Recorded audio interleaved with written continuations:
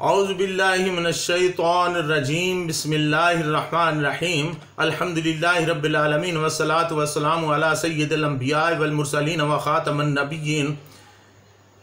नाज़रीन अस्सलामु अलैकुम व रहमतुल्लाहि व बरकातुहू। जाज़ब पब्लिकेशंस में खुश आमदीद। मैं मोहम्मद सईद जाज़ब आपकी खिदमत में हाज़िर हूँ।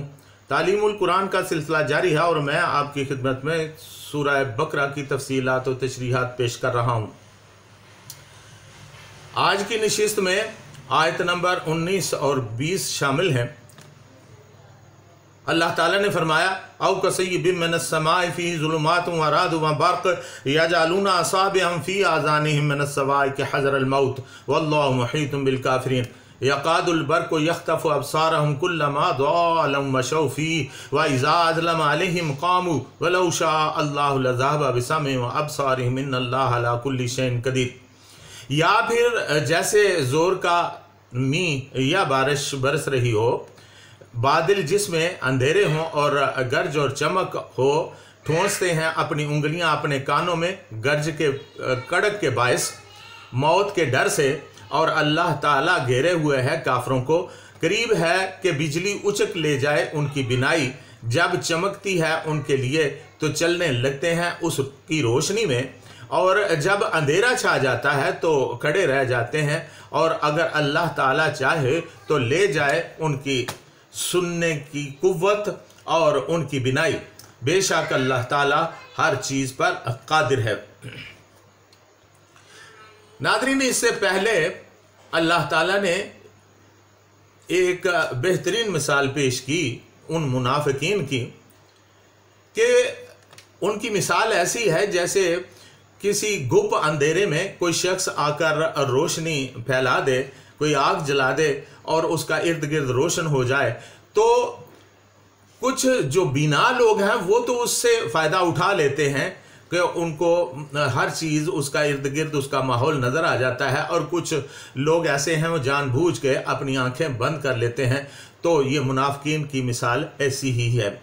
अब यहाँ पर एक दूसरी बेहतरीन मिसाल अल्लाह ताला ने बयान फरमाई है कि औ कसय्यिबिम मिनस समाइ फी ज़ुलुमातिन व राअदुन व बर्क़ यजअलूना असाबिअहुम फी आज़ानिहिम मिनस सवाइक़ि हज़रल मौत, के या फिर उनकी मिसाल ऐसी है कि ज़ोर की बारिश हो रही हो और बादल भी हो और उसमें घुप अंधेरे हों और गरज और चमक हो, तो वो अपनी उंगलियां अपने कानों में ठोंस लेते हैं कड़क के बायस मौत के डर से, और अल्लाह ताला उनको घेरे हुए है।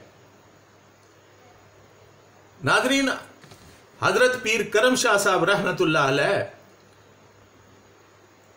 यहाँ ये फरमाते हैं कि इस आयत में कई चीज़ों का जिक्र आया है। बारिश है, अंधेरे, बादल की कड़क और बिजली, और ऐसे वक्त सफ़र करने वाला शख्स, ये सब तशबीहात हैं। बारिश से मुराद इस्लाम है, अंधेरों और बादल की कड़क से मुराद वो मसाइब और मुश्किलात हैं जिन्होंने चारों तरफ से इस्लाम को घेर लिया था, और बिजली की रोशनी से मुराद वो फतूहात वगैरह हैं जो इन नासाजगार हालात में इस्लाम को हासिल होती रहीं। जिस तरह बारिश मुर्दा ज़मीनों को नई ज़िंदगी बख्श देती है, उसी तरह इस्लाम मुर्दा दिलों को नई ज़िंदगी मरहमत फरमाता है। जैसे बारिश बरसते वक्त गंगूर घटाएं छा जाती हैं और तारीकी फैल जाती है, बादल के खौफनाक कड़क से दिल दहल जाते हैं, इसी तरह इस्लाम का मींह बरसते वक्त खुली अदावतों और पोशीदा साजिशों का एक हंगामा बर्पा हो गया। फिजा यकसर मुकद्दर हो गई, मुसीबतों के बादल गरजने लगे। जो सच्चे दिल से ईमान ला चुके थे, ना अंधेरों से उन्हें वहशत थी और ना बादल की कड़क से वो हरासा थे। मसाइब के हजूम में भी वो चट्टान की तरह डटे रहे, लेकिन वो लोग जो मुज़ब्ज़ब थे उनकी हालत अजीब डावाडोल थी। वो इस्लाम के हयात बख्श छींटों से सैराब भी होना चाहते थे, लेकिन मसाइब की तारीक घटाएं देखकर, मुश्किलात की कड़क सुनकर उनके दिल डूब डूब जाया करते थे। और इस्लाम का दामन छोड़ने में ही उन्हें अपनी सलामती नजर आती थी।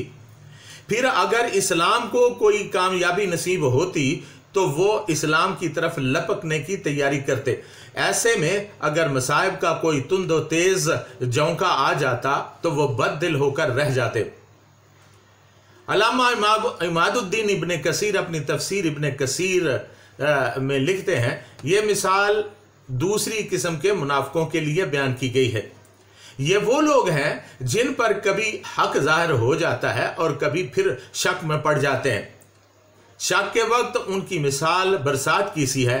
सैयब के मानी मी और बारिश के हैं। बाद ने बादल के मानी भी बयान किया है, लेकिन मशहूर मानी बादल के ही हैं जो अंधेरे में बरसे। जुल्मात से मुराद शक, कुफर और निफाक है, और रात से मुराद गर्ज है जो अपनी खौफनाक आवाज से दिल दहला देती है। यही हाल मुनाफिक का है कि उसे हर वक्त डर, खौफ, घबराहट और परेशानी ही रहती है। हजरत इब्ने अब्बास रजी अल्लाह ताला अन्हु फरमाते हैं, मतलब यह है कि कुरान करीम की मजबूत आयतें उन मुनाफिकों की कली खोल देंगी और उनके छुपे हुए ऐब जाहिर कर देंगी और अपनी नूरानियत से उन्हें मबहूत कर देंगी। जब उन पर अंधेरा हो जाता है तो खड़े हो जाते हैं, और जब ईमान इन पर जाहिर हो जाता है तो ज़रा रोशन दिल होकर पैरवी करने लगते हैं। लेकिन जब फिर जहां शक व शुबा या दिल में कुदूरत और जुल्मत भर गई तो भोंच के होकर रह जाते हैं। इसका यह मतलब भी है कि इस्लाम को ज़रा अरूज मिला तो उनके दिल में कदरे इत्मीनान हुआ, लेकिन जहां खिलाफ नजर आया ये उल्टे पैर कुफ्र की तरफ लौटने लगे। नादरीन, एटॉमिक साइंटिस्ट जनाब सुल्तान बशीर महमूद साहब अपनी तफसीर किताब ज़िंदगी में फरमाते हैं कि इस आयत में आसमान से बारिश वाली बात में एक अहम साइंसी इशारा है। इससे जाहिर होता है कि ज़मीन पर बारिश का इन्हिसार आसमान पर है। 20वीं सदी की साइंस ने हकीकत को इस तरह वाज़ेह किया है कि समंदरों से बुखारात उठने के अमल का इन्हिसार सूरज पर है, लेकिन जब फिजा में ये बुखारात बादल की शक्ल में जमा होते हैं तो बुखारात को कतरे बनाने के लिए बरकाई ज़र्रात यानी चार्ज्ड पार्टिकल्स की ज़रूरत होती है। ये बरकाई ज़र्रात भी आसमानों ही की तरफ से आते हैं।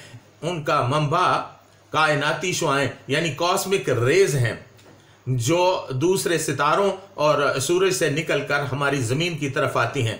इनकी अदम मौजूदगी में बुखारात कतरों में तब्दील नहीं होंगे, इसलिए बारिश भी नहीं होगी। लिहाजा बुखारात बनने, हवाओं के चलने और बुखारात का बारिश के कतरे बनने का अहम तरीन सबब आसमान ही है। कुरान करीम का एजाज है कि बड़े बड़े साइंसी हकायत को नहायत मुख्तसर अल्फाज में बयान कर देता है। अल्लाह ताला ने इंसान का बर्क, राद और साइका से भी तारफ करवाया है। ये जो अजीम कुदरती ताकतें हैं जिनका सही इदराक जदीद साइंस और टेक्नोलॉजी की तरक्की के बाद ही हुआ है। नादरीन, अल्लाह ताला कादर मतलक है, वो जो चाहे कर सकता है। चुनांचे अगर वो चाहता तो उनकी बिनाई और सुनवाई दोनों छीन लेता। ये दोनों आज़ा यानी कान और आंखें मालूमात का बड़ा जरिया है। इंसानी दिमाग में एक नुक्ता सुनने के लिए है और एक देखने के लिए। अगर वहां खराबी आ जाए तो जाहिरी आंखें और कान बेकार हो जाते हैं, लेकिन रूहानी आंखें और कान तो उनसे भी बहुत ज़्यादा हसास वाक़या हुए हैं। अगर मुनाफिकीन अपनी रविश पर कायम रहेंगे तो बिल आखिर निफाक की बीमारी उनकी रूहानी सलाहियतों को कुल्ली तौर पर मफलूज करके रख देगी। इस इंजाम से बचने के लिए हमें चाहिए कि हम अपना मुहासबा करते रहें, निफाक से तौबा करते रहें और इस्लाम में पूरे के पूरे दाखिल होने की कोशिश करें। तो नाज़रीन, ये थी आयत नंबर 19 और 20 और उसकी तफसील जो मैंने अर्ज़ कर दी। आइंदा नशिस्त में इंशाअल्लाह आयत नंबर 21 और 22 के बारे में बात होगी। तब तक के लिए इजाज़त। व मा अलैना इल्लल बलागुल मुबीन।